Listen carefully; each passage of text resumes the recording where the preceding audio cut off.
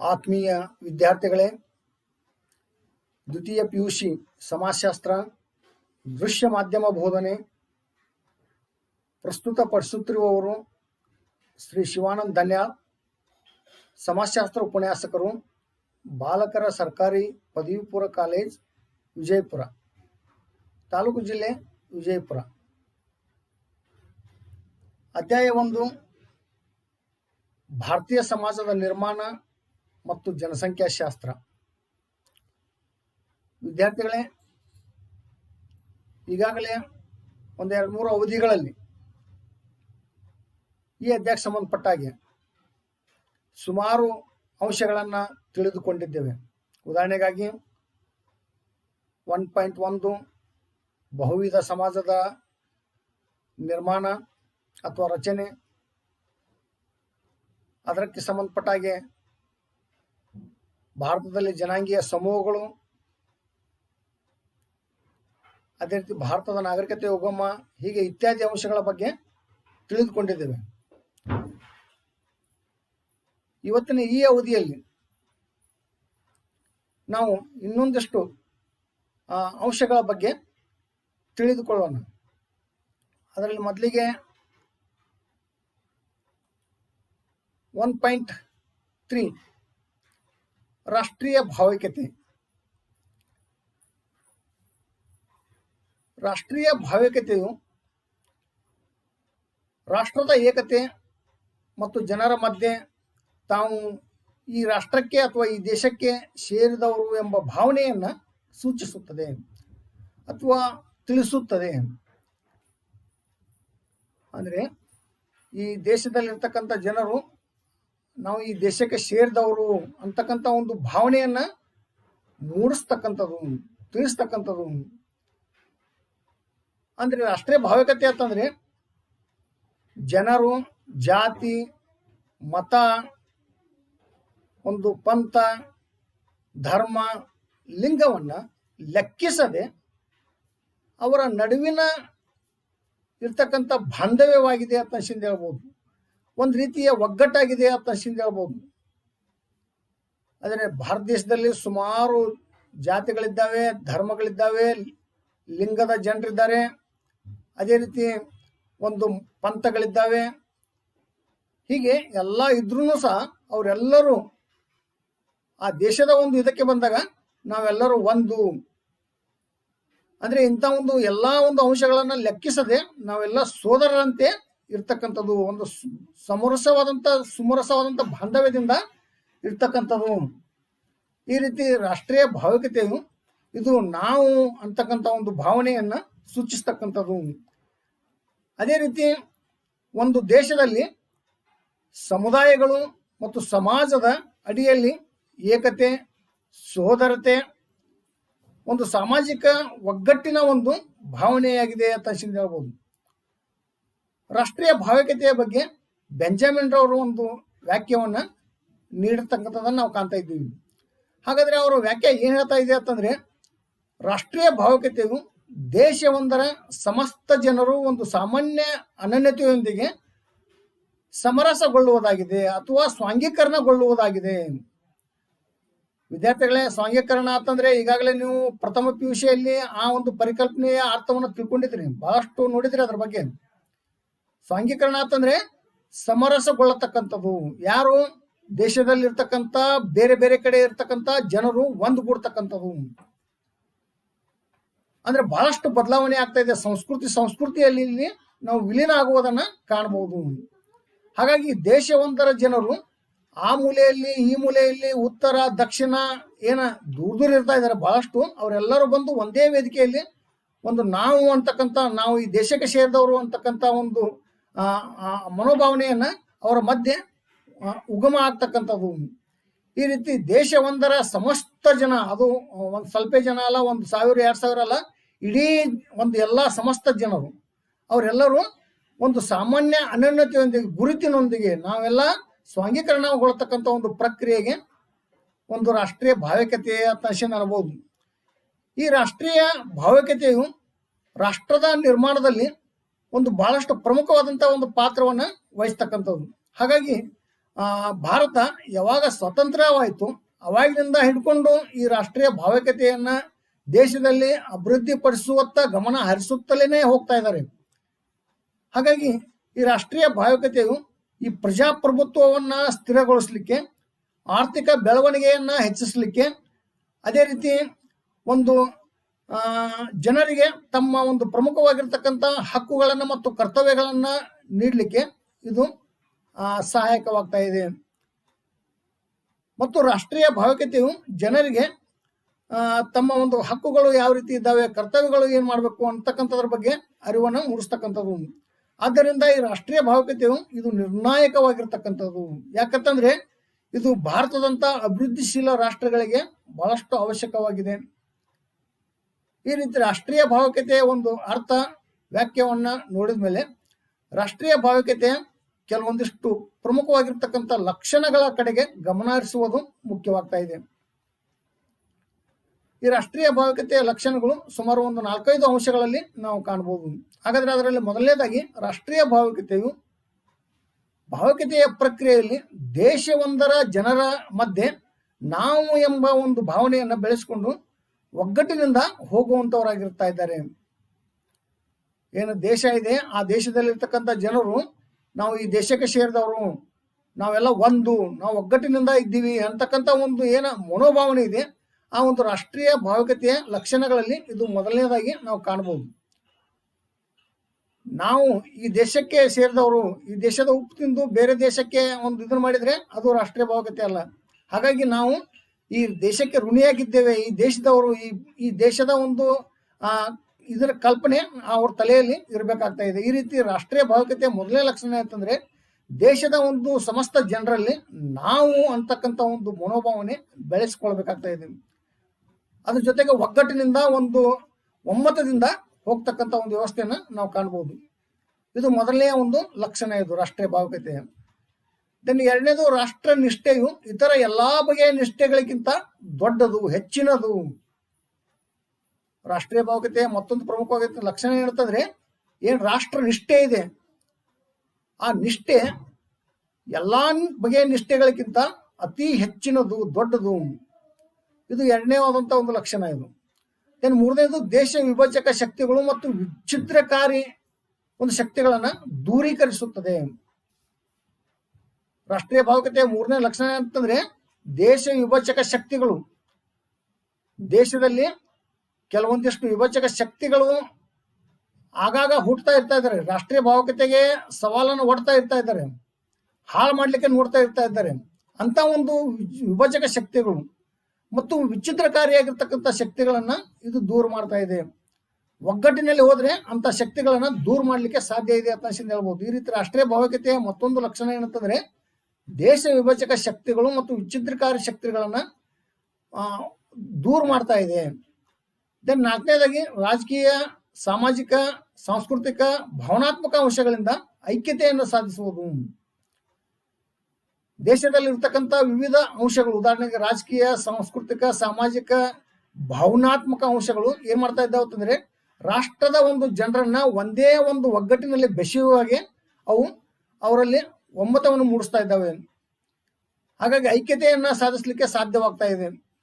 ಈ ರೀತಿ ರಾಷ್ಟ್ರೀಯ ಭಾವೈಕ್ಯತೆಯ ಇದು ಮತ್ತೊಂದು ಪ್ರಮುಖವಾಗಿರ್ತಕ್ಕಂಥ ಲಕ್ಷಣ. ಇದು ಐದನೇದಾಗಿ, ರಾಷ್ಟ್ರಮಯ ಗುರಿಗಳಾಗಿರ್ತಕ್ಕಂಥ ಧರ್ಮ ನಿರಪೇಕ್ಷತೆ ಮತ್ತು ಪ್ರಜಾಸತ್ತೆಗಳನ್ನ ಸಾಧಿಸುವುದು ರಾಷ್ಟ್ರೀಯ ಭಾವೈಕ್ಯತೆಯ ವಿಶಾಲ ಉದ್ದೇಶವಾಗಿದೆ. ರಾಷ್ಟ್ರೀಯ ಒಂದು ಭಾವೈಕ್ಯತೆಯ ಉದ್ದೇಶ ಒಂದು ಲಕ್ಷಣ ಏನಂತಂದ್ರೆ ಒಂದು ಆದರ್ಶಮಯ ಗುರಿಗಳು. ಉದಾಹರಣೆಗಾಗಿ ಧರ್ಮ ನಿರಪೇಕ್ಷತೆ, ಪ್ರಜಾಸತ್ತೆ, ಪ್ರಜಾಪ್ರಭುತ್ವ. ರಾಷ್ಟ್ರ ಏನಿದೆ ಅದನ್ನ ಪ್ರಜಾಪ್ರಭುತ್ವದ ಒಂದು ಅಂಶಗಳಿದ್ದಾವೆ ಅವುಗಳನ್ನ ಮುಂದುವರಿಸಿಕೊಂಡು ಹೋಗತಕ್ಕಂಥದ್ದು, ಅವುಗಳನ್ನ ಸಾಧಿಸ್ತಕ್ಕಂಥದ್ದು ರಾಷ್ಟ್ರೀಯ ಭಾವೈಕ್ಯತೆಯ ಇದು ವಿಶಾಲ ಉದ್ದೇಶ ಅಂತ ಹೇಳ್ಬೋದು. ಈ ರೀತಿ ರಾಷ್ಟ್ರೀಯ ಭಾವೈಕ್ಯತೆಯ ಪ್ರಮುಖವಾಗಿ 5 ಲಕ್ಷಣಗಳನ್ನ ಹೊಂದಿರೋದನ್ನ ನಾವು ಇಲ್ಲಿ ಗಮನಿಸಬಹುದು. ರಾಷ್ಟ್ರೀಯ ಭಾವೈಕ್ಯತೆಯ ಸವಾಲುಗಳು ಅಂತ ಬರ್ತಾ ಇದ್ದಾವೆ.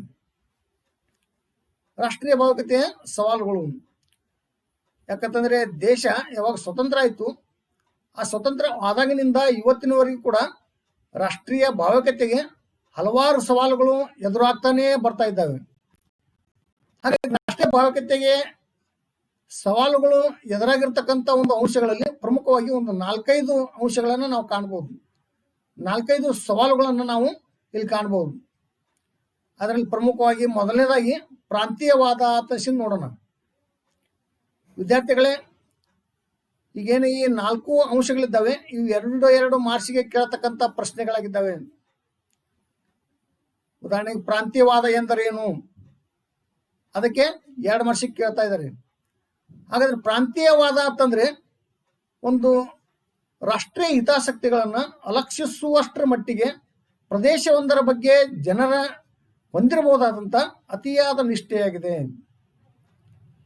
ರಾಷ್ಟ್ರೀಯ ಭಾವುಕತೆ ಅಂತಂದ್ರೆ ಅಂದ್ರೆ ಈ ಏನು ಪ್ರಾಂತೀಯವಾದ ಅಂತಂದ್ರೆ ಏನಂತಂದ್ರೆ ಪ್ರಾಂತೀಯವಾದ ಅಂತಂದ್ರೆ ರಾಷ್ಟ್ರೀಯ ಹಿತಾಸಕ್ತಿಗಳನ್ನ, ದೇಶಕ್ಕೆ ಸಂಬಂಧಪಟ್ಟಂತ ಒಂದು ಏನು ಹಿತಾಸಕ್ತಿಗಳಿದ್ದಾವೆ ಆ ಹಿತಾಸಕ್ತಿಗಳನ್ನ ಮರೆಮಾಸ್ತಕ್ಕಂಥದ್ದು, ಅಲಕ್ಷಿಸ್ತಕ್ಕಂಥದ್ದು, ಅದರ ಬಗ್ಗೆ ಹೊಟ್ಟೆ ಗಮನ ಕೊಡದೇ ಇರ್ತಕ್ಕಂಥದ್ದು. ಆದ್ರೆ ಪ್ರದೇಶವೊಂದರ ಬಗ್ಗೆ ಜನರು ಹೊಂದಿರಬಹುದಂತ ಅತಿಯಾದ ಒಂದು ನಿಷ್ಠೆ, ಅಂಧಾನುಕರಣ ಅಂತ ಏನ್ ಕರಿತೀರಿ, ನಿಷ್ಠೆ ಅಂತಂದು ಏನ್ ಕರಿತೀರಿ ಅದನ್ನ. ಈ ರೀತಿ ರಾಷ್ಟ್ರೀಯ ಭಾವಿಕತೆಗೆ ಈ ಪ್ರಾಂತೀಯವಾದ ಒಂದು ಪ್ರಮುಖವಾಗಿರ್ತಕ್ಕಂಥ ಸವಾಲಾಗಿದೆ ಅಂತ ಹೇಳ್ಬೋದು. ಇಂಥ ಒಂದು ಭಾವನೆ ಅಥವಾ ನಿಷ್ಠೆ ಏನ್ ಮಾಡ್ತಾ ಇದೆ ಅಂತಂದ್ರೆ ರಾಷ್ಟ್ರದ ಒಂದು ಹಿತಾಸಕ್ತಿಗೆ ಮಾರಕವಾಗ್ತಾ ಇದೆ. ಯಾಕಂತಂದ್ರೆ ಭಾರತವು ಹಲವಾರು ಒಂದು ಪ್ರಾಂತೀಯ ವ್ಯತ್ಯಾಸಗಳನ್ನ, ವೈವಿಧ್ಯತೆಗಳನ್ನ ಹೊಂದಿರತಕ್ಕಂಥ ದೇಶವಾಗಿದೆ.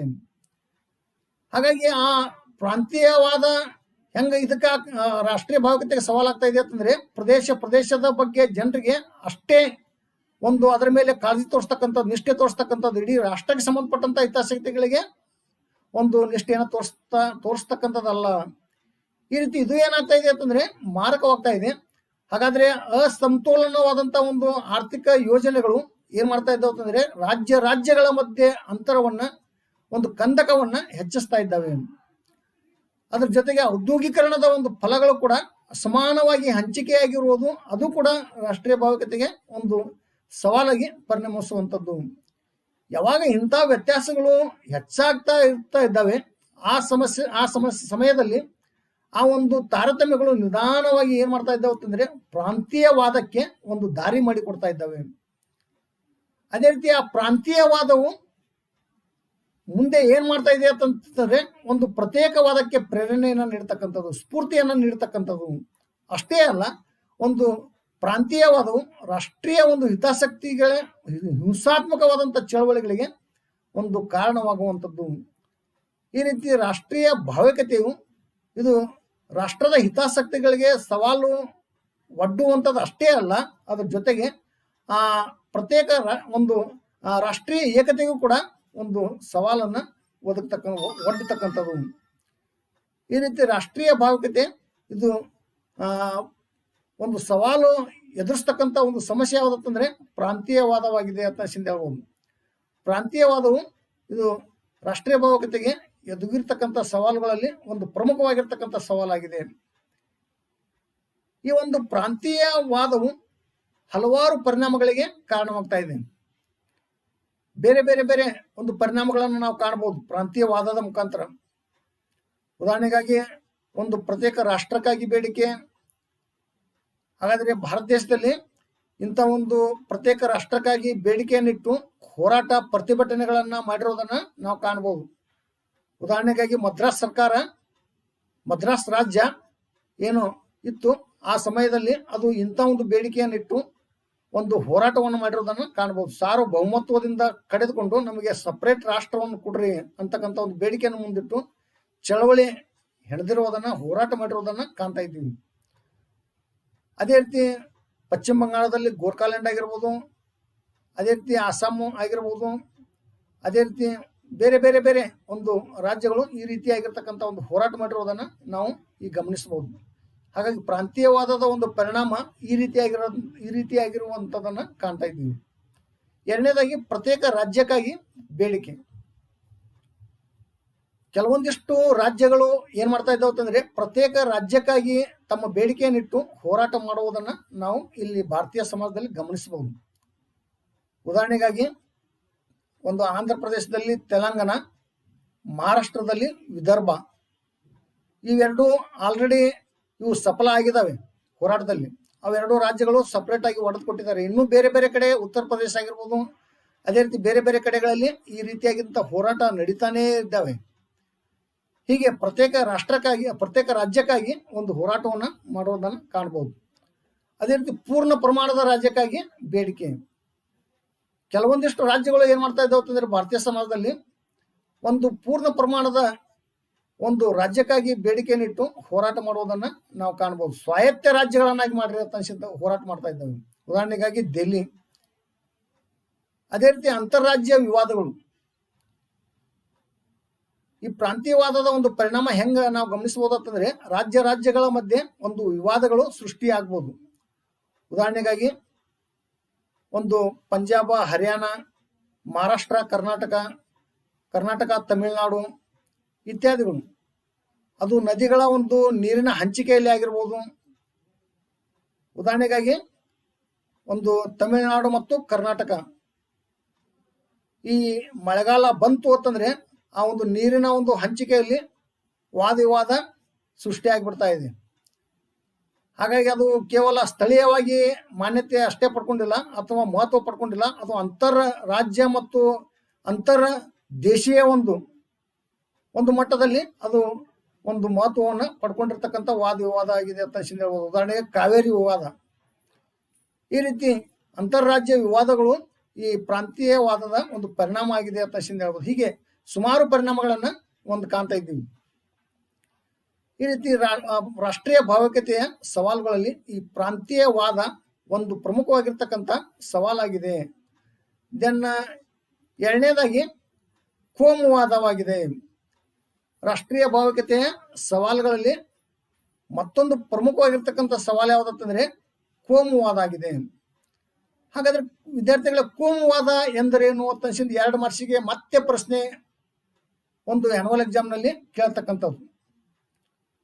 ಹಾಗಾದ್ರೆ ಕೋಮುವಾದ ಅಂದ್ರೆ ಏನು ಅಂತಂದ್ರೆ ಒಂದು ಕೋಮು ಅಥವಾ ಧರ್ಮಕ್ಕೆ ಸೇರಿದ ಜನರು ಇನ್ನೊಂದು ಕೋಮು ಅಥವಾ ಧರ್ಮಕ್ಕೆ ಸೇರಿದ ಜನರ ವಿರುದ್ಧ ಹೊಂದಿರುವ ದ್ವೇಷಪೂರಿತವಾಗಿರ್ತಕ್ಕಂಥ ಭಾವನೆಗಳಾಗಿವೆ. ಕೋಮುವಾದ ಅಂತಂದ್ರೆ ಭಾರತೀಯ ಸಮಾಜದಲ್ಲಿ ನಾವು ಬೇರೆ ಬೇರೆ ಬೇರೆ ಧಾರ್ಮಿಕ ಸಮುದಾಯಗಳನ್ನ ಕಾಣ್ತಾ ಇದ್ದೀವಿ. ಆ ಧಾರ್ಮಿಕ ಸಮುದಾಯಗಳ ಮಧ್ಯೆ ಒಂದು ಕೋಮು ಗಲಭೆ ಉಂಟಾಗ್ತಕ್ಕಂಥದ್ದು, ಒಂದು ಧರ್ಮದ ವಿರುದ್ಧ ಇನ್ನೊಂದು ಧರ್ಮ ಎತ್ತಿ ಕಟ್ತಕ್ಕಂಥದ್ದು. ಹೀಗೆ ಈ ಕೋಮುವಾದ ಭಾರತೀಯ ಸಮಾಜದ ಒಂದು ಅಖಂಡ ಒಂದು ಇದಕ್ಕೆ ಆ ಒಂದು ಏನು ಗಲಭೆ ಆಗ್ತಾ ಇದೆ ಅದು ಕಪ್ಪು ಚುಕ್ಕೆಯಂತೆ ಕಂಡು ಬರುವಂಥದ್ದು, ಒಗ್ಗಟ್ಟನ್ನು ಹೊಡಿತಕ್ಕಂಥದ್ದು, ಒಂದು ಅಂತಕ್ಕಂಥದನ್ನ ಒಂದು ಹೋಳು ಮಾಡ್ತಕ್ಕಂಥದ್ದು. ಈ ರೀತಿ ಒಂದು ಕೋಮ ಅಥವಾ ಧರ್ಮಕ್ಕೆ ಸೇರಿದ ಜನರು ಮತ್ತೊಂದು ಕೋಮ ಅಥವಾ ಇನ್ನೊಂದು ಧರ್ಮಕ್ಕೆ ಸೇರಿದ ಜನರ ವಿರುದ್ಧ ಹೊಂದಿರತಕ್ಕಂಥ ಒಂದು ದ್ವೇಷಪೂರಿತ ಭಾವನೆಯಾಗಿದೆ. ಇದಕ್ಕೆ ಸಂಬಂಧಪಟ್ಟ ಹಾಗೆ ಅಸ್ಕರ್ ಅಲಿ ಎಂಜಿನಿಯರ್, ಮೊಯಿನ್ ಶಕೀರ್ ಮತ್ತು ಅಬ್ದುಲ್ ಅಹಮದ್ ಅಂತಕ್ಕಂಥ ವಿದ್ವಾಂಸರು ಕೋಮುವಾದವು ಆರ್ಥಿಕ ಮತ್ತು ರಾಜಕೀಯ ಆಸಕ್ತಿಗಳನ್ನು ಪ್ರವರ್ತಿಸಲು ಬಳಸುವ ಒಂದು ತತ್ವಾದರ್ಶ ಉಪಕರಣವಾಗಿದೆ ಅಂತಕ್ಕಂಥ ಒಂದು ಅಭಿಪ್ರಾಯವನ್ನ ವ್ಯಕ್ತಪಡಿಸಿದ್ದಾರೆ. ಇದು ಏನಾಗಿದೆ ಅಂತಂದ್ರೆ ಈ ಕೋಮುವಾದ ಇದನ್ನ ಹೆಂಗ್ ಬಳಸ್ಕೊತಾ ಇದ್ದಾರೆ ಅಂತಂದ್ರೆ ಒಂದು ಆರ್ಥಿಕ ಮತ್ತು ರಾಜಕೀಯ ಆಸಕ್ತಿಗಳನ್ನ ಹೆಚ್ಚಿಸಿಕೊಳ್ಳಿಕ್ಕೆ, ಪ್ರವರ್ತಿಸಿಕೊಳ್ಳಿಕ್ಕೆ ಬಳಸ್ತಕ್ಕಂಥ ಒಂದು ಉಪಕರಣವಾಗಿದೆ. ಮತ್ತೆ ಅವ್ರ ಪ್ರಕಾರ ಕೋಮುವಾದವು ಮೇಲ್ವರ್ಗದವರು ಜನರನ್ನು ವಿಭಜಿಸುವ ಮೂಲಕ ಅಧಿಕಾರವನ್ನ ಏನ್ ಮಾಡ್ತಾ ಇದ್ದಾರೆ ಅಂತಂದ್ರೆ ತಮ್ಮಲ್ಲಿ ಕೇಂದ್ರೀಕರಿಸಿಕೊಳ್ಳತಕ್ಕಂಥ ಒಂದು ವ್ಯವಸ್ಥೆಗೆ ಹೊಂದಿರುವ ಆಯುಧವಾಗಿದೆ. ಮೇಲ್ವರ್ಗದ ಜನರು ಸಮಾಜದಲ್ಲಿ ಅಧಿಕಾರ ತಮ್ಮಲ್ಲೇ ಉಳಿಸ್ಕೊಳ್ಬೇಕು, ಬೇರೆ ಜನರಿಗೆ ಅದು ವಿಕೇಂದ್ರೀಕರಣ ಆಗ್ಬಾರ್ದು. ಆ ಕಾರಣಕ್ಕಾಗಿ ಈ ಒಂದು ಕೋಮುವಾದದ ಮುಖಾಂತರ ಜನರನ್ನ ವಿಭಜಿಸ್ತಾ ಇದ್ದಾರೆ, ಸಮಾಜದಲ್ಲಿ ವಿಭಾಗಿಸ್ತಾ ಇದ್ದಾರೆ. ಅದಕ್ಕೆ ಒಂದು ಇದು ಆಯುಧವಾಗಿದೆ ಅಂತ ಹೇಳ್ತಾ ಇದ್ದಾರೆ. ಅದೇ ರೀತಿ ಈ ಕೋಮುವಾದದಿಂದ ಹಲವಾರು ಒಂದು ಪರಿಣಾಮಗಳು ಸಮಾಜದಲ್ಲಿ ಸಂಭವಿಸ್ತಾ ಇದ್ದಾವೆ. ಉದಾಹರಣೆಗೆ ವಿವಿಧ ಧಾರ್ಮಿಕ ಸಮೂಹಗಳು ಏನ್ ಮಾಡ್ತಾ ಇದ್ದಾವೆ ಅಂತಂದ್ರೆ ಅವರವರ ಮಧ್ಯೆ ಇರ್ತಕ್ಕಂಥ ಏನು ಕೋಮು ಸಾಮರಸ್ಯ ಇರ್ತಾ ಇದೆ, ಒಂದು ಕೋಮು ಸೌಹಾರ್ದತೆ ಇರ್ತಾ ಇದೆ, ಅದು ಒಂದು ಒಡೆದು ಹೋಗ್ತಾ ಇದೆ, ಅಂದ್ರೆ ಮಾಯವಾಗ್ತಾ ಇದೆ. ಕೋಮು ಸೌಹಾರ್ದತೆಗೆ ಒಂದು ಕುಂದುಂಟಾಗ್ತಾ ಇದೆ. ಅದೇ ರೀತಿ ಅವ್ರ ಮತ್ತೆ ದ್ವೇಷ ಬೆಳೆಸ್ಕೊಳ್ಳಿಕ್ಕೆ ಅದು ಸಹಾಯಕವಾಗ್ತಾ ಇದೆ. ಅದರಿಂದ ಏನಾಗ್ತಾ ಇದೆ ಅಂತಂದ್ರೆ ವಿವಿಧ ಮತಪಂಥಗಳ ನಡುವೆ ಒಂದು ಅಪನಂಬಿಕೆ ಮೂಡ್ತಕ್ಕಂಥದ್ದು. ಅಕ್ಕಪಕ್ಕದವರಲ್ಲಿ ವಾಸಿಸ್ತಕ್ಕಂಥ ಅನ್ಯಮತೀಯರ ಒಂದು ಮಧ್ಯೆ ಹೆಂಗ ಭಾವನೆ ಬರ್ತಾ ಇದೆ ಅಂತಂದ್ರೆ ಶತ್ರುಗಳು ಅಂತಕ್ಕಂಥ ಒಂದು ಭಾವನೆ ಅವರ ಮಧ್ಯೆ ಮೂಡ್ತಕ್ಕಂಥದ್ದು. ಮತೀಯ ಪೂರ್ವಾಗ್ರಹಗಳು ಹೆಚ್ಚಿಗೆ ಆಗ್ತಾ ಇದ್ದಾವೆ. ಹೀಗೆ ಇವು ಕೋಮುವಾದದ ಒಂದು ಪ್ರಮುಖವಾಗಿರ್ತಕ್ಕಂಥ ಪರಿಣಾಮಗಳು ಆಗಿದ್ದಾವೆ ಅಂತ ಹೇಳ್ಬೋದು. ಈ ರೀತಿ ರಾಷ್ಟ್ರೀಯ ಭಾವೈಕ್ಯತೆಗೆ ಎದುರಾಗಿರ್ತಕ್ಕಂಥ ಸವಾಲುಗಳಲ್ಲಿ ಈ ಕೋಮುವಾದವು ಮತ್ತೊಂದು ಪ್ರಮುಖವಾಗಿರ್ತಕ್ಕಂಥ ಸವಾಲಾಗಿದೆ. ಅದೇ ರೀತಿ ಮೂರನೇದಾಗಿ ಭಾಷಾವಾದ. ಭಾಷಾವಾದ ತಮ್ಮ ಭಾಷೆಯನ್ನ ಕುರಿತು ವಿಶೇಷ ಒಲವು ಮತ್ತು ಗೌರವಾಭಿಮಾನಗಳನ್ನ ಹೊಂದಿರುವುದು ಮತ್ತು ಇತರ ಭಾಷೆಗಳ ಕುರಿತು ಪೂರ್ವಾಗ್ರಹಗಳ ಮತ್ತು ದ್ವೇಷ ಭಾವನೆಯನ್ನ ಹೊಂದಿರುವುದೇ ಭಾಷಾವಾದವಾಗಿದೆ. ಇಲ್ಲಿ 2 ಮಾರ್ಕ್ಸ್ ಕೇಳ್ತಾರೆ ಈ ಒಂದು ಭಾಷಾವಾದ ಎಂದರೇನು ಅಂತ.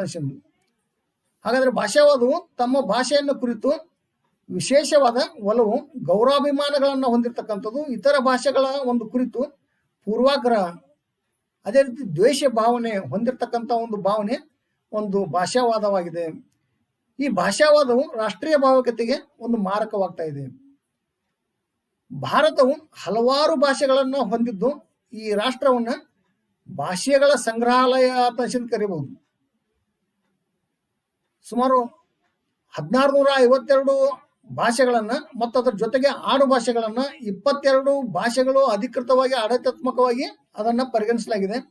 ಇಷ್ಟೊಂದು ಭಾಷೆಗಳು ಮಧ್ಯೆ ಒಂದು ಸ್ವಲ್ಪ ಒಗ್ಗಟ್ಟನ್ನು ನಾವು ಕಾಣಂಗಿಲ್ಲ. ಹಾಗಾಗಿ ಇದಕ್ಕೆ ಬಂದಾಗ ರಾಷ್ಟ್ರೀಯ ಭಾವೈಕ್ಯತೆ ಇದಕ್ಕೆ ಬಂದಾಗ ರಾಷ್ಟ್ರದ ಬಗ್ಗೆ ಬಂದಾಗ ಒಂದು ಅಖಂಡವಾಗಿ ರಾಷ್ಟ್ರಕ್ಕೆ ಸಂಬಂಧಪಟ್ಟಾಗೆ ನಾವು ಆ ಸಮಯದಲ್ಲಿ ಭಾಷೆಯ ಬಗ್ಗೆ ಒಂದು ಮೆಚ್ಚುಗೆಯನ್ನು ವ್ಯಕ್ತಪಡಿಸಬಹುದು. ಈ ರೀತಿ ಭಾಷಾವಾದವು ಭಾಷಾ ವೈವಿಧ್ಯತೆಗೆ ಒಂದು ಕಾರಣವಾಗ್ತಾ ಇದೆ. ಭಾಷಾವಾದಕ್ಕೆ ಕಾರಣವಾಗ್ತಾ ಇದೆ. ಭಾಷಾವಾದವು ಕೆಲವೊಮ್ಮೆ ಹೆಂಗ್ ಮಾಡ್ತಾ ಇದೆ ಅಂತಂದ್ರೆ ಹಿಂಸಾತ್ಮಕ ಚಳವಳಿಗೂ ಕೂಡ ಕಾರಣವಾಗ್ತಕ್ಕಂಥದ್ದು, ಅದ್ರ ಜೊತೆಗೆ ರಾಷ್ಟ್ರೀಯ ಭಾವೈಕ್ಯತೆಗೂ ಕೂಡ ಕಾರಣವಾಗತಕ್ಕಂಥದ್ದು.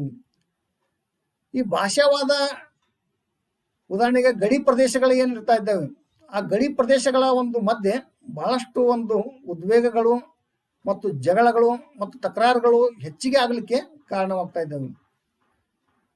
ಅಂದ್ರೆ ಅಲ್ಲಿ ಸುಮಾರು ಭಾಷೆಗಳನ್ನ ಮಾತಾಡ್ತಕ್ಕಂಥ ಜನರು ಇರ್ತಾ ಇದ್ದಾರೆ. ಉದಾಹರಣೆಗಾಗಿ ಈ ಮಹಾರಾಷ್ಟ್ರ ಮತ್ತು ಕರ್ನಾಟಕ ಗಡಿ ಪ್ರದೇಶ, ಉದಾಹರಣೆಗೆ ಬೆಳಗಾವ್ ಅಂತ ಒಂದು ಪ್ರದೇಶಗಳಲ್ಲಿ ಇದಕ್ಕೆ ಸಂಬಂಧಪಟ್ಟಾಗೆ ಒಂದು ಉದ್ವೇಗಗಳು ಮತ್ತು ತಕರಾರುಗಳು, ತಂಟೆ ತಕರಾರುಗಳು ಮೇಲಿಂದ ಮೇಲೆ ಸಂಭವಿಸ್ತಾನೆ ಇರ್ತಾ ಇದ್ದಾವೆ. ಅವರು ಸಾಕಷ್ಟು ಸಮಸ್ಯೆಗಳನ್ನ ಆ ಸಮಯದಲ್ಲಿ ಎದುರಿಸ್ತಕ್ಕಂಥದ್ದು. ಈ ರೀತಿ ಭಾಷಾವಾದವು ಇದು ರಾಷ್ಟ್ರೀಯ ಭಾವೈಕ್ಯತೆಗೆ ಒಂದು ಸವಾಲಾಗಿದೆ ಅಂತ ಹೇಳ್ಬೋದು. ದೆನ್ ಕೊನೆಯದಾಗಿ ಉಗ್ರವಾದ ಮತ್ತು ಒಂದು ಭಯೋತ್ಪಾದನೆ. ಉಗ್ರವಾದ ಮತ್ತು ಭಯೋತ್ಪಾದನೆ ಇವು ರಾಷ್ಟ್ರೀಯ ಭಾವೈಕ್ಯತೆಗೆ ಬಲವಾದ ಸವಾಲಾಗಿ ಪರಿಣಮಿಸಿದ್ದಾವೆ ಇತ್ತೀಚಿನ ವರ್ಷಗಳಲ್ಲಿ. ಯಾಕಂತಂದ್ರೆ ಇವರ ಒಂದು ಕೃತ್ಯಗಳು ಭಾರತೀಯ ಸಮಾಜದಲ್ಲಿ ಇವತ್ತಿನ ದಿನ ಹೆಚ್ಚಾಗಿದ್ದಾವೆ. ಬಹಳಷ್ಟು ಉದಾಹರಣೆಗಳನ್ನ ನಾವು ನೋಡಬಹುದು. ಹಾಗಾದ್ರೆ ಉಗ್ರವಾದ ಅಂದ್ರೇನು? ಉಗ್ರವಾದ ಅಂದ್ರೆ ತನ್ನ ಗುರಿಗಳ ಈಡೇರಿಕೆಗಾಗಿ ವ್ಯಕ್ತಿ ಅಥವಾ ಸಮೂಹ ಪ್ರಜಾಸತ್ತೆ ವಿರೋಧಿಯಾಗಿರ್ತಕ್ಕಂಥ ಮತ್ತು ಹಿಂಸಾತ್ಮಕವಾದ ಮಾರ್ಗಗಳನ್ನ ಒಂದು ಬಳಕೆಯನ್ನ ಒಂದು ಉಗ್ರವಾದ ಅಂತ ಕರಿಬಹುದು. ಏನು ಉಗ್ರವಾದ ಅಂತಂದ್ರೆ ತನ್ನ ಗುರಿಗಳ ಈಡೇರಿಕೆಗಾಗಿ ವ್ಯಕ್ತಿ ಅಥವಾ ಸಮೂಹ ಪ್ರಜಾಸತ್ತಾತ್ಮಕ ಅಥವಾ ಅಹಿಂಸಾತ್ಮಕವಾದಂತ ಒಂದು ಇದಕ್ಕೆ ವಿರುದ್ಧವಾಗಿ ಅಥವಾ ವಿರೋಧಿಯಾಗಿರ್ತಕ್ಕಂಥ ಹಿಂಸಾತ್ಮಕವಾದ ಮತ್ತು ವಿರೋಧಿಯಾಗಿರ್ತಕ್ಕಂಥ ಮಾರ್ಗಗಳನ್ನ ಬಳಕೆ ಮಾಡೋದ್ರ ಮುಖಾಂತರ ತಮ್ಮ ಒಂದು ಹಿತಾಸಕ್ತಿಗಳನ್ನ ಹೆಚ್ಚಿಸ್ಕೊಳ್ತಕ್ಕಂಥದ್ದು, ಕಾಪಾಡ್ಕೊಳ್ತಕ್ಕಂಥದ್ದು, ಈಡೇರಿಕೆ ಮಾಡಿಕೊಳ್ತಕ್ಕಂಥದ್ದು, ಇದು ಉಗ್ರವಾದ ಆಗ್ತಾ ಇದೆ. ಹಾಗಾದ್ರೆ ಭಯೋತ್ಪಾದನೆ ಅಂದ್ರೇನು? ಭಯೋತ್ಪಾದನೆ ಅಂತಂದ್ರೆ ವ್ಯಕ್ತಿ ಅಥವಾ ಸಮೂಹ ತನ್ನ ಒಂದು ಗುರಿಗಳನ್ನ ಈಡೇರಿಸಿಕೊಳ್ಳಲಿಕ್ಕೆ ಒಂದು ರಾಜಕೀಯ ಒಂದು ಗುರಿಗಳನ್ನ ಮತ್ತೆ ಈಡೇರಿಸಿಕೊಳ್ಳಲಿಕ್ಕೆ ಒಂದು ಭಯಾನಕವಾಗಿರ್ತಕ್ಕಂಥ ಒಂದು ವಾತಾವರಣವನ್ನು ಮೂಡಿಸ್ತಕ್ಕಂಥದ್ದು. ಈ ರೀತಿ ಭಯೋತ್ಪಾದನೆಯನ್ನ ನಾವು ಕಾಣ್ತಾ ಇದ್ದೀವಿ. ಹೀಗೆ ಇವು ಎರಡೂ ಏನು ಅಂಶಗಳಿದ್ದಾವೆ ಬಹಳಷ್ಟು ಇತ್ತೀಚಿನ ವರ್ಷಗಳಲ್ಲಿ ರಾಷ್ಟ್ರೀಯ ಭಾವೈಕ್ಯತೆಗೆ ಮಾರಕವಾಗಿ ಪರಿಣಮಿಸಿದ್ದಾವೆ ಅಂತ ಹೇಳ್ಬೋದು. ಈ ಭಾರತವು ಸ್ವತಂತ್ರ ಪಡೆದ ನಂತರ ಉಗ್ರವಾದದ ಸಮಸ್ಯೆಯನ್ನ ಎದುರಿಸತಕ್ಕಂಥ ಒಂದು ವ್ಯವಸ್ಥೆನ ಕಾಣ್ತಾ ಇದ್ದೀವಿ. ಉದಾಹರಣೆಗಾಗಿ ನಾಗಾಲ್ಯಾಂಡ್ 1951, ಮಿಜೋರಾಂ 1976, ಅದೇ ರೀತಿ ತ್ರಿಪುರ 1980, ಅದೇ ರೀತಿ ಗೋರ್ಖಾಲ್ಯಾಂಡ್ 1986 ಮತ್ತು ಪಶ್ಚಿಮ ಬಂಗಾಳ. ಹೀಗೆ ಇಂಥ ಒಂದು ಸಮಸ್ಯೆಗಳನ್ನ ಭಾರತವು ಕೆಲವೊಂದಿಷ್ಟು ಸಲ ಎದುರಿಸಿರ್ತಕ್ಕಂಥ ಉದಾಹರಣೆಗಳು ಇದ್ದಾವೆ. ಅದೇ ರೀತಿ ಭಾರತದಲ್ಲಿ ಕಂಡು ಬರ್ತಕ್ಕಂಥ ಉಗ್ರವಾದವು ಒಂದು ರಾಜಕೀಯ ಪ್ರೇರಿತವಾಗಿದೆ. ಇದಕ್ಕೆ ಸಂಬಂಧಪಟ್ಟಾಗೆ ಪ್ರೊಫೆಸರ್ ರಾಮ್ ಓಜಾ ಅವರು ಸುಮಾರು 4 ಪ್ರಕಾರದ ಉಗ್ರವಾದಗಳು ಭಾರತೀಯ ಸಮಾಜದಲ್ಲಿ ಕಂಡು ಬರುವಂತವುಗಳಾಗಿದ್ದಾವೆ ಅಂತ ಪ್ರಸ್ತುತವನ್ನು ಪಡಿಸಿದ್ದಾರೆ. ಅವು ಯಾವತ್ತಂದ್ರೆ ಪಂಜಾಬ್ನಲ್ಲಿ ಖಲಿಸ್ತಾನ್ ಮೂಲದ ಉಗ್ರವಾದ, ಎರಡನೇದು ಕಾಶ್ಮೀರದಲ್ಲಿ ಉಗ್ರವಾದಿಗಳು ಭಯೋತ್ಪಾದನೆಗೆ ಸಂಬಂಧಪಟ್ಟಂತ ಒಂದು ಉಗ್ರವಾದ, ಅದೇ ರೀತಿ ಪಶ್ಚಿಮ ಬಂಗಾಳ, ಬಿಹಾರ್, ಮಧ್ಯಪ್ರದೇಶ್, ಆಂಧ್ರ ಪ್ರದೇಶ್, ತೆಲಂಗಾಣ, ಛತ್ತೀಸ್ಗಢ, ಜಾರ್ಖಂಡ್ ಮುಂತಾದವುಗಳ ರಾಜ್ಯಗಳು ಸೇರಿ ಆ ರಾಜ್ಯಗಳ ಒಟ್ಟು 318 ಜಿಲ್ಲೆಗಳಲ್ಲಿ ಸುಮಾರು 77 ಜಿಲ್ಲೆಗಳಲ್ಲಿ ಏನಾಗಿದೆ ಅಂತಂದ್ರೆ ಅವು ಎಲ್ಲ ನಕ್ಸಲರ ಹಿಡಿತದಲ್ಲಿದ್ದಾವೆ. ಅದೇ ರೀತಿ 4ನೇದಾಗಿ ಅಸ್ಸಾಂನಲ್ಲಿ ಕಂಡು ಬರ್ತಕ್ಕಂಥ ಉಲ್ಫಾ ಉಗ್ರವಾದ. ಹೀಗೆ ಇತ್ಯಾದಿಗಳು ಇವು ಭಾರತೀಯ ಸಮಾಜದಲ್ಲಿ ಪ್ರೊಫೆಸರ್ ರಾಮ್ ಔಜಾ ಅವರ ಪ್ರಕಾರ 4 ಪ್ರಕಾರಗಳಲ್ಲಿ ಉಗ್ರವಾದ ಕಂಡು ಬರ್ತಕ್ಕಂಥದ್ದು. ಹೀಗೆ ಈ ಉಗ್ರವಾದವು ಮತ್ತು ಭಯೋತ್ಪಾದನೆ ಇವು ರಾಷ್ಟ್ರೀಯ ಭಾವುಕತೆಗೆ ಒಂದು ಸವಾಲಾಗಿ ಪರಿಣಮಿಸಿದ್ದಾವೆ. ದೆನ್ ಕೊನೆಯದಾಗಿ ಇದಕ್ಕೆ ಸಂಬಂಧಪಟ್ಟ ಹಾಗೆ ರಾಷ್ಟ್ರೀಯ ಭಾವುಕತೆಯನ್ನ ಬಲಪಡಿಸುವ ಒಂದು ಕ್ರಮಗಳು ಅಂತ ಬರ್ತಾ ಇದ್ದಾವೆ. ವಿದ್ಯಾರ್ಥಿಗಳೇ, ಇದನ್ನ ನೇರವಾಗಿ 5 ಮಾರ್ಕ್ಸಿಗೆ ಕೇಳತಕ್ಕಂಥ ಪ್ರಶ್ನೆ ಇದು. ಏನು, ರಾಷ್ಟ್ರೀಯ ಭಾವುಕತೆಯನ್ನು ಬಲಪಡಿಸತಕ್ಕಂಥ ಒಂದು ಕ್ರಮಗಳನ್ನು ವಿವರಿಸಿರಿ, ಅಥವಾ ಸಂಪೂರ್ಣಾನಂದ ಅವರ ಸಮಿತಿಯನ್ನ ಕುರಿತು ಒಂದು ಟಿಪ್ಪಣಿ ಬರೀರಿ ಅಂತ ಕೇಳ್ತಾ ಇದ್ದಾರೆ. ಈ ರಾಷ್ಟ್ರೀಯ ಭಾವುಕತೆಯನ್ನು ಬಲಪಡಿಸಲಿಕ್ಕೆ ಹಲವಾರು ಕ್ರಮಗಳನ್ನ ಭಾರತ ಸರ್ಕಾರ ಕೈಗೊಂಡಿರುವುದನ್ನ ನಾವು ಕಾಣ್ತಾ ಇದ್ದೀವಿ. ಆದರೆ ರಾಷ್ಟ್ರೀಯ ಭಾವುಕತೆಯ ಸಾಧಿಸಬೇಕಾಗಿರ್ತಕ್ಕಂಥ ಮಹತ್ವವನ್ನ ಅರಿತುಕೊಂಡು ಕೇಂದ್ರ ಸರ್ಕಾರ ಏನ್ ಮಾಡಿತ್ತಂದ್ರೆ ಆ ದಿಶೆಯಲ್ಲಿ ಒಂದು ಕ್ರಮವನ್ನು ಕೈಗೊಳ್ಳಲಿಕ್ಕೆ ನಿರ್ಧರಿಸಿತು. ಆ ಹಿನ್ನೆಲೆಯಲ್ಲಿ ಕೇಂದ್ರ ಶಿಕ್ಷಣ ಸಚಿವಾಲಯ ಏನ್ ಮಾಡಿತ್ತಂದ್ರೆ 1961ರಲ್ಲಿ ಡಾಕ್ಟರ್ ಸಂಪೂರ್ಣಾನಂದ ಅವರ ಅಧ್ಯಕ್ಷತೆಯಲ್ಲಿ ರಾಷ್ಟ್ರೀಯ ಭಾವುಕತಾ ಒಂದು ಸಮಿತಿಯನ್ನ ರಚಿಸಲಾಯಿತು, ನೇಮಿಸಲಾಯಿತು. ಹಾಗಾದ್ರೆ ಆ ಸಮಿತಿಯು ಏನು ಮಾಡಿತಂದ್ರೆ ರಾಷ್ಟ್ರೀಯ ಭಾವುಕತೆಯನ್ನ ಪ್ರೋತ್ಸಾಹಿಸಲಿಕ್ಕೆ, ಬೆಳೆಸಲಿಕ್ಕೆ, ಅಭಿವೃದ್ಧಿಪಡಿಸಲಿಕ್ಕೆ, ಒಂದು ಬಲಪಡಿಸಲಿಕ್ಕೆ ಕೆಲವೊಂದು ಸಲಹೆ ಸೂಚನೆಗಳನ್ನು ನೀಡಿತು. ಆ ಸಲಹೆ ಸೂಚನೆಗಳು ಯಾವ್ಯಾವತ್ತಂದ್ರೆ ಅದರಲ್ಲಿ ಮೊದಲನೇದಾಗಿ ಪ್ರಾಥಮಿಕ, ಮಾಧ್ಯಮಿಕ, ಕಾಲೇಜು ಮತ್ತು ವಿಶ್ವವಿದ್ಯಾಲಯಗಳ ಹಂತದಲ್ಲಿ ಪಠ್ಯಕ್ರಮವನ್ನ ಧರ್ಮ ನಿರಪೇಕ್ಷಿತವಾಗಿ ಪುನರ್ ರಚಿಸಬೇಕು. ಪಠ್ಯಪುಸ್ತಕ ಹೆಂಗ ರಚನೆ ಮಾಡ್ಬೇಕಂತಂದ್ರೆ ಧರ್ಮ ನಿರಪೇಕ್ಷಿತವಾದಂತ ಹಿನ್ನೆಲೆಯಲ್ಲಿ ಆ ಒಂದು ಪ್ರಾಥಮಿಕ, ಮಾಧ್ಯಮಿಕ, ಒಂದು ಕಾಲೇಜು ಮತ್ತು ವಿಶ್ವವಿದ್ಯಾಲಯಗಳ ಹಂತದಲ್ಲಿ ಅದನ್ನ ರಚನೆ ಮಾಡಬೇಕು, ಪುನರ್ ರಚಿಸಬೇಕು. ಇದು ಮೊದಲನೇ ಒಂದು ಕ್ರಮ ಇದು. ದೆನ್ ಎರಡನೇದು, ಔಪಚಾರಿಕ ಶಿಕ್ಷಣದ ಜೊತೆಗೆ ರಾಷ್ಟ್ರೀಯ ಭಾವುಕತೆಯನ್ನ ಪ್ರೇರೇಪಿಸ್ತಕ್ಕಂಥ ಒಂದು ಪಠ್ಯೇತರ ಒಂದು ಚಟುವಟಿಕೆಗಳಿಗೆ ಹೆಚ್ಚಿನ ಪ್ರೋತ್ಸಾಹ ನೀಡಬೇಕು. ಔಪಚಾರಿಕ ಶಿಕ್ಷಣ ಕೊಡುವುದರ ಮುಖಾಂತರ ಅದರ ಜೊತೆಗೆ ಪಠ್ಯೇತರ ಚಟುವಟಿಕೆ. ಹಾಗಾದ್ರೆ ಪಠ್ಯೇತರ ಚಟುವಟಿಕೆಗಳಂದ್ರೇನು? ಉದಾಹರಣೆಗಾಗಿ ಶಾಲಾ ಕಾಲೇಜುಗಳಲ್ಲಿ, ಒಂದು ಶೈಕ್ಷಣಿಕ ಸಂಸ್ಥೆಗಳಲ್ಲಿ ಏನ್ ಮಾಡಬೇಕು, ಒಂದು ಭಾಷಣ ಕಲೆಯನ್ನ ಏರ್ಪಡಿಸಬೇಕು. ಇದಕ್ಕೆ ಸಂಬಂಧಪಟ್ಟಾಗೆ ರಾಷ್ಟ್ರೀಯ ಭಾವುಕತೆಗೆ ಸಂಬಂಧಪಟ್ಟಾಗೆ ಒಂದು ವಿಷಯನ ಕೊಟ್ಟು ಒಂದು ಭಾಷಣ ಏರ್ಪಡಿಸಬೇಕು, ಭಾಷಣ ಸ್ಪರ್ಧೆಯನ್ನ. ಅದೇ ರೀತಿ ಚರ್ಚಾ ಸ್ಪರ್ಧೆ ಮಾಡುವುದರ ಮುಖಾಂತರ ಅದನ್ನ ಮಾಡಬಹುದು. ಅದೇ ರೀತಿ ಒಂದು ಸಾಹಿತ್ಯ ರಚನೆ ಮಾಡುವುದರ ಮುಖಾಂತರ ಮಾಡಬಹುದು. ಅದೇ ರೀತಿ ಒಂದು ರಾಷ್ಟ್ರೀಯ ಸೇವಾ ಮನೋಭಾವನೆಯ ಒಂದು ಕಾರ್ಯಕ್ರಮ ಹಮ್ಮಿಕೊಳ್ಳೋದ್ರ ಮುಖಾಂತರ ಮಾಡಬಹುದು. ಅದೇ ರೀತಿ ಶಿಬಿರಗಳನ್ನ ಏರ್ಪಡಿಸುವುದರ ಮುಖಾಂತರ ಮಾಡಬಹುದು. ವ್ಯಕ್ತಿತ್ವ ವಿಕಾಸನ ಶಿಬಿರಗಳನ್ನ ಏರ್ಪಡಿಸುವುದರ ಮುಖಾಂತರ ಮಾಡಬಹುದು.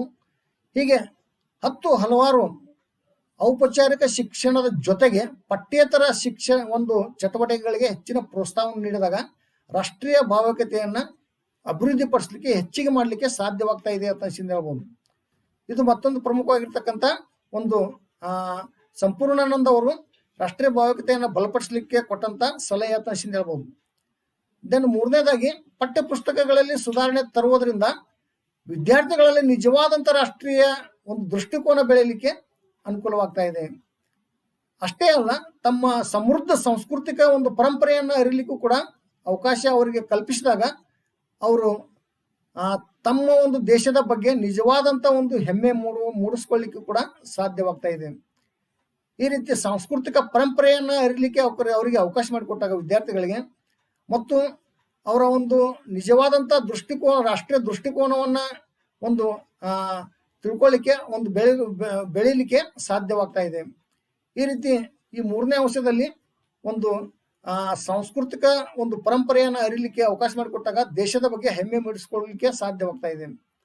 ದೆನ್ 4ನೇದಾಗಿ ಒಂದು ಸಾಮೂಹಿಕ ಪ್ರಾರ್ಥನೆ, ಸಾಮೂಹಿಕ ಸಭೆಗಳು, ಗೌರವಾನ್ವಿತವಾದಂಥ ಒಂದು ನಾಯಕರುಗಳ ಮುಖಾಂತರ ಉಪನ್ಯಾಸ ನೀಡತಕ್ಕಂಥದ್ದು ಅಥವಾ ಭಾಷಣವನ್ನು ಏರ್ಪಡಿಸ್ತಕ್ಕಂಥದ್ದು, ಒಂದು ಸಾರ್ವಜನಿಕ ಸಭೆಯ ಮುಖಾಂತರ ಒಂದು ಎಲ್ಲರನ್ನು ಸೇರಿಸಿ ಅಲ್ಲಿ ಈ ರೀತಿಯಾಗಿರ್ತಕ್ಕಂಥ ಪ್ರಾರ್ಥನೆ ಮಾಡ್ತಕ್ಕಂಥದ್ದು, ಸಭೆಗಳನ್ನು ನಡೆಸ್ತಕ್ಕಂಥದ್ದು, ಒಂದು ಉಪನ್ಯಾಸಗಳನ್ನು ನೀಡ್ತಕ್ಕಂಥದ್ದು ಅಥವಾ ಭಾಷಣ ಮಾಡಿಸ್ತಕ್ಕಂಥದ್ದು ಮುಂತಾದ ಕಾರ್ಯಕ್ರಮಗಳನ್ನು ನಡೆಸುವುದರ ಮುಖಾಂತರ ಏನು ಮಾಡ್ತಾ ಇದೆ ಅಂತಂದರೆ ಆ ದೇಶದಲ್ಲಿರ್ತಕ್ಕಂಥ ಸಮಸ್ತ ಜನರನ್ನ ಹತ್ತಿರ ತರಲಿಕ್ಕೆ ಸಾಧ್ಯವಾಗ್ತಕ್ಕಂಥದ್ದು. ಈ ರೀತಿ ರಾಷ್ಟ್ರೀಯ ಭಾವೈಕ್ಯತೆಯ ಒಂದು ಕ್ರಮಗಳನ್ನು ಕಾಣ್ತಾ ಇದ್ವಿ ಬಲಪಡಿಸ್ಲಿಕ್ಕೆ. ಅದ್ರ ಜೊತೆಗೆ ಕೊನೆಯ ಮತ್ತು ಮುಖ್ಯವಾಗಿರ್ತಕ್ಕಂಥ ಇನ್ನೊಂದು ಅಂಶ ಯಾವುದಂತಂದ್ರೆ ಶೈಕ್ಷಣಿಕ ಸಂಸ್ಥೆಗಳು, ಧಾರ್ಮಿಕ ಸಾಂಸ್ಕೃತಿಕ ಸಂಘಗಳು ಮತ್ತು ಸಮೂಹ ಮಾಧ್ಯಮಗಳು ಏನ್ ಮಾಡ್ಬೇಕಂತಂದ್ರೆ ಸಾಂಸ್ಕೃತಿಕ ಶ್ರೀಮಂತಿಕೆಯ ವೈವಿಧ್ಯತೆಯನ್ನ ಪ್ರೋತ್ಸಾಹಿಸಬೇಕು. ಜನರ ಮಧ್ಯೆ ಅದಕ್ಕೆ ಸ್ಫೂರ್ತಿ ಆಗಲಿಕ್ಕೆ ಅವಕಾಶ ಮಾಡಿಕೊಡ್ಬೇಕು. ಈ ರೀತಿ ರಾಷ್ಟ್ರೀಯ ಭಾವೈಕ್ಯತೆಯನ್ನು ಬಲಪಡಿಸಲಿಕ್ಕೆ ಸುಮಾರು 5 ಕ್ರಮಗಳನ್ನ ನಾವು ಕಾಣ್ತಾ ಇದ್ದೀವಿ. ವಿದ್ಯಾರ್ಥಿಗಳೇ, ಇಲ್ಲಿವರೆಗೆ ನಾವು ಈ ಒಂದು 1.3 ಅಂಶಕ್ಕೆ ಸಂಬಂಧಪಟ್ಟಾಗೆ ನ್ಯಾಷನಲ್ ಇಂಟಿಗ್ರೇಷನ್ ಅದಕ್ಕೆ ಸಂಬಂಧಪಟ್ಟಾಗೆ ರಾಷ್ಟ್ರೀಯ ಭಾವೈಕ್ಯತೆಯನ್ನ ಅದಕ್ಕೆ ಸಂಬಂಧಪಟ್ಟಾಗೆ ಸುಮಾರು ಅಂಶಗಳನ್ನು ನೋಡಿದ್ವಿ. ಅದರಲ್ಲಿ ಮುಖ್ಯವಾಗಿ ಆ ರಾಷ್ಟ್ರೀಯ ಭಾವೈಕ್ಯತೆಯ ಅರ್ಥ, ವ್ಯಾಖ್ಯ 2 ಮಾರ್ಕ್ಸಿಗೆ ಕೇಳ್ತಾರೆ. ರಾಷ್ಟ್ರೀಯ ಭಾವೈಕ್ಯತೆ ಅಂದ್ರೆ ಏನು ಅಂತ ಬಹಳಷ್ಟು ಸಲ ಕೇಳಿದ್ದಾರೆ ಆನ್ಯುವಲ್ ಎಕ್ಸಾಮ್ನಲ್ಲಿ. ಒಂದು ಬೆಂಜಾಮಿನ್ ರವರ ಪ್ರಕಾರ ರಾಷ್ಟ್ರೀಯ ಭಾವೈಕ್ಯತೆ ಅಂದ್ರೆ ದೇಶವೊಂದರ ಸಮಸ್ತ ಜನರು ಒಂದು ಸಾಮಾನ್ಯ ಗುರುತಿನೊಂದಿಗೆ ಅಥವಾ ಅನನ್ಯತೆಯೊಂದಿಗೆ ನಾವೆಲ್ಲ ಒಂದು ಸ್ವಾಂಗೀಕರಣಗೊಳ್ಳತಕ್ಕಂಥ ಒಂದು ಪ್ರಕ್ರಿಯೆಯಾಗಿದೆ ಅಂತ 2 ಮಾರ್ಕ್ಸಿಗೆ ಬರೀಬೇಕು. ಆದ್ರೆ ನೀವು ಸ್ವಂತ ವ್ಯಾಖ್ಯದಲ್ಲಿ ಅದನ್ನು ರಚನೆಯನ್ನು ಮಾಡಬಹುದು. ಅದೇ ರೀತಿ 5 ಮಾರ್ಕ್ಸಿಗೆ ನೇರವಾಗಿ ಎಲ್ಲಿ ಕೇಳ್ತಾರಂತಂದ್ರೆ ರಾಷ್ಟ್ರೀಯ ಭಾವೈಕ್ಯತೆಯ ಒಂದು ಸವಾಲುಗಳನ್ನ ವಿವರಿಸ್ರಿ ಅಂತ 5 ಮಾರ್ಕ್ಸಿಗೂ ಕೇಳ್ತಾರೆ. ಅದೇ ಪ್ರಶ್ನೆ 10 ಮಾರ್ಕ್ಸಿಗೂ ಕೇಳ್ತಾರೆ. 5 ಮಾರ್ಕ್ಸಿಗೆ ಕೇಳಿದಾಗ ಎಷ್ಟು ಬರೀಬೇಕು, 10 ಮಾರ್ಕ್ಸಿಗೆ ಕೇಳಿದಾಗ ಎಷ್ಟು ಬರೀಬೇಕು, ಅದು ನಿಮ್ಮ ಕೈಯಲ್ಲಿದೆ. 5 ಮಾರ್ಕ್ಸಿಗೆ ಕೇಳಿದಾಗ 15ರಿಂದ 20 ಲೈನ್ಸ್ ಬರೀಬೇಕು. 10 ಮಾರ್ಕ್ಸಿಗೆ ಕೇಳಿದಾಗ 30ರಿಂದ 40 ಲೈನ್ಸ್ಗಳಲ್ಲಿ ನಿಮ್ಮ ಉತ್ತರ ಇರಬೇಕು. ಈ ರೀತಿ ರಾಷ್ಟ್ರೀಯ ಭಾವೈಕ್ಯತೆಯನ್ನು ವ್ಯಾಖ್ಯಾನಿಸಿ ಮತ್ತು ಅದರ ಒಂದು ಸವಾಲುಗಳನ್ನು ವಿವರಿಸಿರಿ ಅಂತ ಕೇಳಿದಾಗ 4 ಪಾಯಿಂಟ್ಸ್ ಹಾಕಿ ಸ್ವಲ್ಪ ವಿವರಣೆ ಹೆಚ್ಚಿಕೊಟ್ಟು ಒಂದು 40 ಲೈನ್ಸ್ಗಳವರೆಗೆ ನಿಮ್ಮ ಉತ್ತರ ಆಯಿತು ಅಂತಂದ್ರೆ ಅದು 10 ಮಾರ್ಕ್ಸು. ನಿಮಗೆ ಖಂಡಿತ ಒಂದು 9 ಮಾರ್ಕ್ಸ್ ಕೂಡ ಬೀಳ್ತವೆ. ಟು ದ ಪಾಯಿಂಟ್ ಇತ್ತು ಅಂತಂದ್ರೆ ಉತ್ತರ. ಅದೇ ರೀತಿ ರಾಷ್ಟ್ರೀಯ ಭಾವೈಕ್ಯತೆಯನ್ನು ಬಲಪಡಿಸ್ತಕ್ಕಂಥ ಒಂದು ಕ್ರಮಗಳನ್ನ ವಿವರಿಸಿರಿ ಅಂತ 5 ಮಾರ್ಕ್ಸಿಗೆ ಕೇಳಬಹುದು. ಈ ಒಂದು ವಿಷಯದಲ್ಲಿ ಸುಮಾರು ಒಂದು 15, 16, 17 ಮಾರ್ಕ್ಸ್ಗಳವರೆಗೆ ಇಲ್ಲೇ ಬರ್ಬೋದು. ನಿಮಗೆ ಪ್ರಶ್ನೆಗಳು ಉದ್ಭವಿಸ್ಬೋದು. ಒಂದೊಂದ್ಸಲ ಕೇಳಿದ್ದಾರೆ ಆನ್ಯುವಲ್ ಎಕ್ಸಾಮ್ನಲ್ಲಿ. ಬಹಳಷ್ಟು ಇಂಪಾರ್ಟೆಂಟ್ ಈ ವಿಷಯ. ಈ ರೀತಿ ರಾಷ್ಟ್ರೀಯ ಭಾವೈಕ್ಯತೆ ಬಗ್ಗೆ ನಾವು ಸುಮಾರು ಅಂಶಗಳನ್ನು ತಿಳ್ಕೊಂಡು ವಿದ್ಯಾರ್ಥಿಗಳೇ, ಮುಂದಿನ ಅವಧಿಯಲ್ಲಿ ಮತ್ತೊಂದು ಪರಿಕಲ್ಪನೆಯನ್ನ ಅಂದರೆ ಭಾರತದ ಜನಸಂಖ್ಯಾ ಚಿತ್ರಣ ಅಂತಕ್ಕಂಥ ವಿಷಯದ ಬಗ್ಗೆ ನೋಡೋಣ. ಇಲ್ಲಿವರೆಗೆ ಈ ಒಂದು ರಾಷ್ಟ್ರೀಯ ಭಾವೈಕ್ಯತೆಯ ಬಗ್ಗೆ ವಿಷಯ ತಿಳ್ಕೊಂಡಿದ್ದಕ್ಕೆ ಧನ್ಯವಾದಗಳು. Thank you very much.